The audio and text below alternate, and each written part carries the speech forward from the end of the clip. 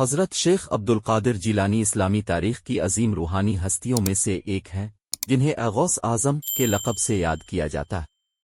آپ کا سلسلہ نسب والد کی جانب سے حضرت امام حسن اور والدہ کی جانب سے حضرت امام حسین سے ملتا ہے، اور اب قادریہ سلسلے کے بانی ہے۔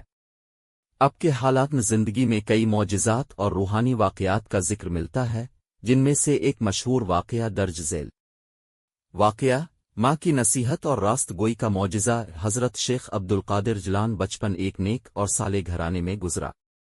آپ کی والدہ بہت متقی خاتون تھیں اور انہوں نے آپ کو دین اور سچائی کا درس دیا تھا۔ 18 سال کی عمر میں اپنے بغداد جا کر علم دین حاصل کرنے کا ارادہ کیا۔ روانگی سے قبل آپ کی والدہ نے 40 دینار رقم دیے اور نصیحت کی، بیٹا ہمیشہ سچ بولنا اور کسی حال میں جھوٹ نہ کہنا۔ قافلے پر ڈاکوؤں کا حملہ۔ جب آپ بغداد کی طرف سفر کر رہے تھے، راستے میں ڈاکوؤں نے قافلے پر حملہ کر دیا۔ ڈاکو مسافروں کا سامان لوٹنے لگے۔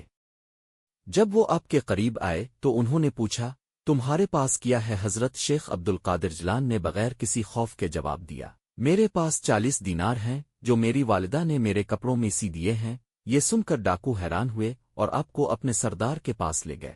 سردار نے آپ سے پوچھا، تم نے یہ بات کیوں بتائی؟ کیا تمہیں ڈر نہیں تھا کہ ہم تمہیں لوٹ لیں گے؟